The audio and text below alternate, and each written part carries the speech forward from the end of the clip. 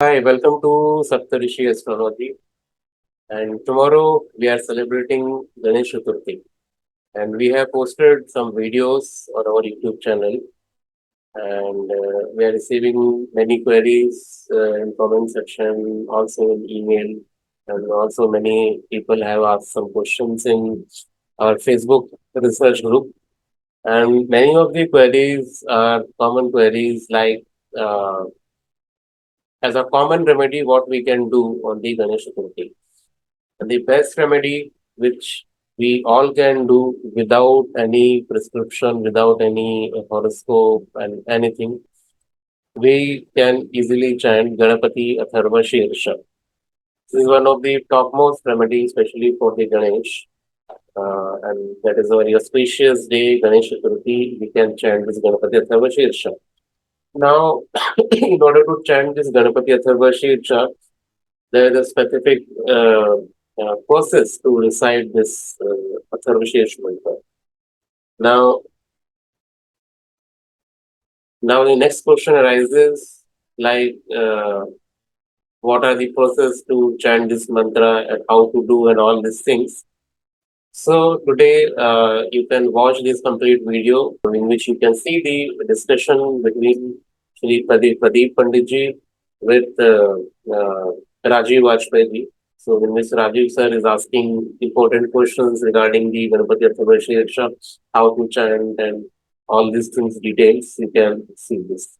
So watch this video, and if you have any queries, anything, you can post in the chat section. So on tomorrow, if possible, we can chant Ganapati Atharvashirsha minimum 108 times. Okay. So if you can chant, you know how to chant this and all these things, then it's a good. If you can't able to chant this mantra, okay, then at least listen this mantra 108 times. Okay. So in YouTube, you will find the audio files very easily. And when I say to listen these Atharvashirsha mantras, I'm talking about Vedic recitation. Okay, not just a general reading. So there is a specific process of Vedic chanting. So you can download the Vedic phrase who are chanting the Atharvashirsha. You can listen that mantra 108 times. Okay, so watch this complete video, give your feedback, subscribe to our channel. Thank you. Welcome to Saptarishi Gurukulam. As I told you earlier, today we are with my Guruji who taught me Ved Paath, and I started my journey from Ganesh Atharvashirsha. So I just want to let you know what are the basic advantages of Ganesh Atharvashirsha. There are various advantages, immense benefits, but few hours like you will get a great peace of mind. And those who are doing astrology or practicing astrology, Ganesh Atharvashirsha is must to do it with a proper swar. Also, those who are studying and parents whose kids are not studying properly, Ganesh Atharvashirsha is one of the most important throat which you have to recite every day. So you will get the blessings of Lord Ganesha. Today, my Guruji, Pradeep ji, his name is Pradeep ji, is with me, and he is going to teach us Shri Ganesh Atharvashirsha with proper swar. So please welcome Shri Pradeep ji. Pradeep ji, welcome to Saptarishi Gurukulam. नमस्ते। तो sir Pradeep ji मुझे क्षमा कीजिएगा, मैं आपका नाम ले रहा हूं ताकि सबको पता चल सके आपका नाम। मैंने आपसे सीखा जितना मैं सीख सका हूं थोड़ा बहुत। तो आप ये बताइए कि श्री गणेश अथर्वशीर्षा, सबसे पहली बात, इसका सबसे पहले रेफरेंस कहाँ पे मिलता है, उद्धरण कहाँ पे मिलता है, और इसको पढ़ने से लोगों को क्या लाभ होता है? अच्छा, पहले मैं ये बताना चाहता हूँ, गणेश का नाम का अर्थ क्या होता है? जी, तो गणेश, हाँ, मैं आपसे एक रिक्वेस्ट करूंगा, आप जो भी बोलेंगे एक लाइन के बाद आपको थोड़ा सा रुकना पड़ेगा, क्योंकि फिर मेरे को उसका इंग्लिश ट्रांसलेशन करना पड़ेगा। तो आप बोल के थोड़ा सा रुक जाइएगा। ठीक, ओके। गणेश अथर्वशीर्ष, जो वेद में वेदव्यास महाराज जी ने वेद को 4 भाग बनाया है: ऋग्वेद, यजुर्वेद, सामवेद, अथर्वर्ण वेद। ये जो अथर्वर्ण वेद में आता है Ganesh Atharvashirsha. So what Guruji is ये saying जो that गणेश है ना, गणेश का नाम का अर्थ ये होता है। हाँ, so मैं एक मिनट गुरुजी ट्रांसलेट कर दूं। So what Guruji is what Guruji is saying, Veda Vyas ji ने they have formed 4 Vedas. One is Atharvaved, one is Rigved, one is Samved, and one is Yajurved. So Ganesh Atharvashirsha comes in Atharvaved. Correct Guruji? Atharvaved में आता है इसका उदाहरण। हाँ, अब now Guruji is going to tell about why it is named as Ganesh. What is the meaning of Ganesh? हाँ गुरुजी please बताइए। हाँ, गणेश गणेश गणेश गणेश तो ये शिवा पार्वती का पुत्र, द्वितीय पुत्र। पहला पुत्र कार्तिक, द्वितीय पुत्र गणेश। ये जो गणेश है ना, गण ईश, गण मतलब देवता गण। देवता जो गण है ना, वो गण का ईश होता है। मतलब जो पृथ्वी उत्पाद होता है, मतलब भूमि पंच इसमें होता है। बोले तो पृथ्वी, अप, तेज, वायु, आकाश, पंच महाभूत। पंच महाभूत गुण है, पृथ्वी, अप, तेज, वायु, आकाश। कैसा होता है पृथ्वी, कैसा उत्पाद होता है, इसलिए वेद में बोलते हैं आकाशाद वायु हो, वायोरग्नि, अग्नेरापः, अद्य पृथ्वी। पहले आकाश उत्पादन होता है, आकाशाद वायु हो, जो स्पेस बोलते हैं ना, स्पेस, आकाश, आकाश से वायु उत्पादन होता है। आकाशाद वायु हो, वायोरग्नि, वायु से अग्नि उत्पादन होता है, और अग्नि से अग्नेरापः, अग्नि से आप मतलब जल, वरुण, वरुण का जल का अभिमानी वरुण, मतलब जल उत्पादन होता है। आकाशाद वायु, वायोरग्नि, अग्नेरापः, अद्य पृथ्वी, आप से, पानी से पृथ्वी उत्पादन होता है। इसलिए पंच महाभूत में पहला आता है आकाश। इस आकाश का अभिमानी देवता होता है Ganesh. So what Guruji was जो पृथ्वी सृष्टि हुआ है ना, आप बोले। What Guruji is telling that Lord Shiva has 2 sons. One is Kartikeya ji and one is Shri Ganesh ji. So what does it mean? What does it mean of Ganesh? Gan means all the gods, and Ish is the god of God. Correct? Swami. Swami of all the gods is Ganesh. Swami, yeah, Swami. So that is what he is telling. Then he was telling that how it is described as per the Akash, Vayu, Jal, and etc. Guruji, please continue. Please बताइए गुरुजी। हाँ, जो पंच महाभूत से हमारा शरीर भी पंच महाभूत से ही उत्पादन होता है। शरीर के अंदर पृथ्वी, अप, तेज, वायु, आकाश रहता है, और बाहर में भी हम पृथ्वी सब देखते हैं ना, वहां पे भी पृथ्वी, अप, तेज, वायु, आकाश है। ये आकाश पहले आकाश है। आकाश का अभिमानी देवता गणेश है। और गणेश को और एक नाम बोलते हैं विघ्नहर्ता। विघ्नहर्ता, हम जो भी काम करते हैं ना, हम जो भी अच्छे काम करने के लिए हम स्टार्ट करते हैं ना, तब हमको बहुत विघ्न आता है। विघ्न निवारण होने के लिए हम विघ्न निवारक गणपति का उपासना करना चाहिए। इसलिए गणेश मतलब गण ईश, समस्त देवताओं का ईश, आकाश का अभिमानी देवता ईश गणपति। इसलिए गणेश अथर्वशीर्ष जो हम पढ़ते हैं, पढ़ने से और पारायण करने से सकल विघ्न निवारक। इसलिए दासों लोग कन्नड़ में दास जी कहते हैं मोदोलंदी पे निनगे गणनाथ, पहले मैं गणपति को नमस्कार करता हूँ। जो भी हम शुभ कार्य करने के लिए जाते हैं, तभी हम पहले गणपति का आराधना करना चाहिए। अभी जो ये गणेश अथर्वशीर्ष पढ़ने से हमारा सब विघ्न निवारण होता है। So what Guruji is saying that our body is also made from Panch Mahabhut, and Shri Ganesh Ji is a god of god. He is the head of all the gods, Swami of all the gods. So what he is saying that whenever we are doing and we are going to do any good work, most of the time we find so many obstructions, so many problems. So those who are reciting Shri Ganesh Atharvashirsha, so Ganesh Ji is going to take care of every problem, and you will get all the success if you are reciting Shri Ganesh Atharvashirsha. हाँ गुरुजी। सो गुरुजी अपने बारे में भी बताइए कि आपने कहाँ से पढ़ाई करी, आपने आपने कौन सा मार्ग चुना और आपका गुरुकुल कहाँ था, थोड़ा सा।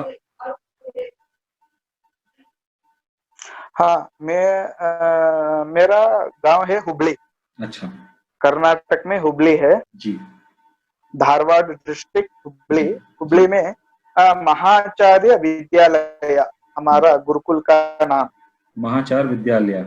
महाचार्य विद्यालय। जी। महाचार्य। जी महाचार्य।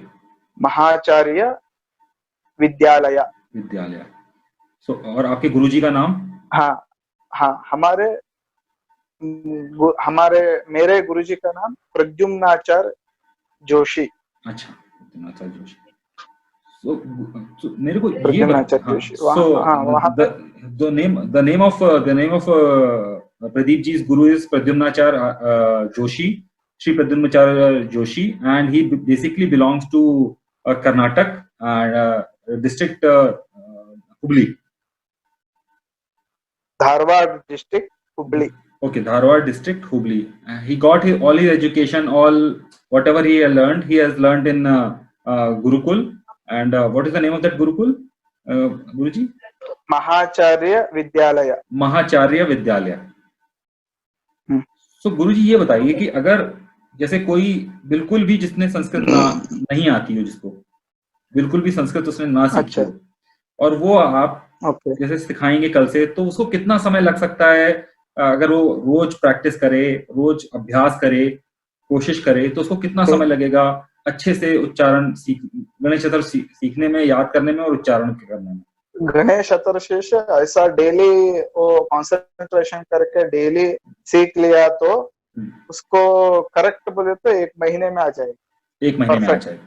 अच्छा, 1 महीने में आ जाएगा। महीने में आ जाएगा। अच्छा, बहुत अच्छी बात है।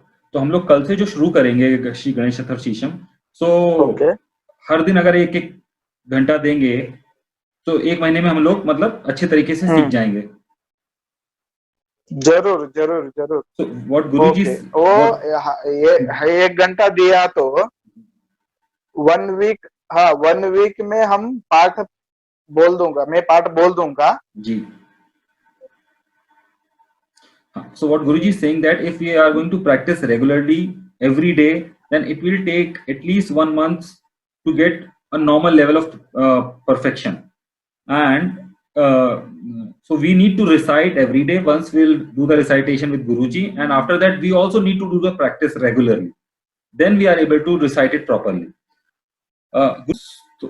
तो गुरुजी जब मैं आपके पास पढ़ने आता था तो आपने मेरे को बहुत ही स्ट्रिक्टली बोला था कि वेद पाठ करने के लिए कुछ निर्धारित वस्त्र होते हैं। तो कृपया आप प्लीज उसके बारे में बताएं ताकि सब लोग जो सीखना चाहते हैं, पढ़ना चाहते हैं, वो उन्हीं वस्त्रों में, उन्हीं क्लोथ्स में, उन्हीं कपड़ों में वही पहन के बैठे, तब हम लोग साथ में वो कर पाएंगे। अच्छा अच्छा अच्छा। हाँ हाँ, अभी शुद्ध वस्त्र भारतीय वेश। भारतीय वेश मतलब हम जो धोती और शल्य ऊपर जो पहनते हैं ना उसे शल्य कहते हैं। धोती ये पहन के शुद्ध वस्त्र पहन के हम पाठ पढ़ना चाहिए। इसलिए हमको भावना में ये होता है, भावना। अभी भगवान, हाँ, ये सब वस्त्र जो है ना हमारा भावना का संबंध है। अभी मैं पैंट शर्ट डाल के और चप्पल बूट डाल के भगवान का मैं वेद अध्ययन करता हूँ, ये करता हूँ बोले तो उस वेद का अपमान करता हूँ। इसका मतलब वस्त्र, समवस्त्र। इसका मतलब अभी स्कूल का एक ड्रेस रहता है। जी जी जी जी। स्कूल, हम स्कूल में पढ़ने जाते हैं ना, स्कूल में एक कलर का ड्रेस रहता है जी। क्यों, और दूसरे स्कूल में दूसरा कलर का ड्रेस रहता है। बिल्कुल ठीक इसका बात है। मतलब क्या है, उस स्कूल का एक नीटनेस, डिसिप्लिन, नीटनेस, हाँ, डिसिप्लिन, डिसिप्लिन, डिसिप्लिन, अनुशासन। हाँ हाँ, डिसिप्लिन। हम अभी स्कूल को गए, स्कूल को हम, हमारा मन में जो पैंट शर्ट आता है वो हम डाल के जा सकते, तो पढ़ सकते हैं, विद्या भी आ सकता है ना। विद्या सीखने के लिए कोई शर्ट का, पैंट का अवसर नहीं है, अवसर नहीं। हाँ, इसका मतलब होता है उसका, उस एक शिक्षा का एक नियम रहता है। जी जी। शिक्षण का नियम रहता है जी उस जी। स्कूल का, ये ऐसा नियम है, ऐसा ऐसा वस्त्र डाल के आना चाहिए, हमारा इस गुरुकुल, इस शिक्षण का नियम है। ऐसे ऐसे इसलिए वेद का भी एक नियम है, वेद अध्ययन का भी, शास्त्र अध्ययन का भी एक नियम है। ऐसा समवस्त्र, ऐसा धोती, ऐसा डाल के हम जो अध्ययन करते हैं ना, उसका प्रभाव हमारे मन को होता है। अच्छा, ये एक नियम है, नियम। So what Guruji is saying that there is a proper discipline to read and study Vedas. We all need to wear proper Indian attire, that is dhoti, and there is a cloth which you can wear from above body. And what you call उसको आप क्या कहते हैं गुरुजी, जिसको ऊपर से ओढ़ते हैं आप? Shawl, shawl, shawl, shawl. बहुत लोग उसको अंगरखा भी कहते हैं, अंगरखा टाइप का होता है जिसको एक दुपट्टा टाइप का होता है जिसको ओढ़ सकें। तो आपकी लोअर बॉडी आप धोती पहनेंगे और ऊपर आपको कुछ भी नहीं पहनना है, केवल वो जो अंगरखा या शॉल टाइप का जो होता है वो आपको डाल के रखना है। You need to just wear a dhoti, upavastra, उपवस्त्र बोलते हैं। And from you have to cover your. कि जो हम लोग ये अभी शुरू करेंगे गणेश अथर्वशीर्षम, ये कौन सी परंपरा के से संबंधित होगा? जैसे बहुत लोग जो उच्चारण करते हैं वो शुक्ल यजुर्वेदी परंपरा के हिसाब से उच्चारण करते हैं, या फिर जो दूसरी परंपराएं हैं, तो हम लोग कौन सी परंपरा के हिसाब से सीखने वाले हैं, और कौन कौन सी परंपरा मुख्यतः चलन में है, मतलब सिखाई जाती है? हाँ, कृष्ण यजुर्वेद है। अच्छा, कृष्ण यजुर्वेद। हाँ, कृष्ण यजुर्वेद है। हाँ, तो गुरुजी, कृष्ण यजुर्वेद और शुक्ल यजुर्वेद में क्या क्या मुख्य अंतर होता है? आपका चेहरा थोड़ा सा, अच्छा अच्छा, ठीक है ठीक है ठीक है। सो गुरुजी, अच्छा, एक चीज और प्रश्न पूछना चाह रहा था मैं, कि बहुत सारे लोग कहते हैं कि भाई कोई भी पाठ करने के पहले, क्योंकि बहुत सारे जो स्तोत्र होते हैं या मंत्र होते हैं वो शापित है, उनको श्राप मिला हुआ है। जैसे गायत्री मंत्र हो गया, तो उसको पहले कीलकम पढ़ना पड़ता है, या दुर्गा अष्टध्याय होती है उसके पहले भी कीलकम पढ़ना पड़ता है। तो क्या इसमें भी ऐसा कुछ है, आपको मालूम है, या हम लोग सीधे वो जो श्लोक है, जो शुरुआत होती है पहले शांति पाठ होता है ओम भद्रम से, वहीं से शुरू करेंगे, या पहले हमें? हाँ, नहीं, भद्रम से ही शुरू करना है। तो गुरुजी, भद्रम कर्णे विशृणुयाम देवाः। अच्छा, ठीक है।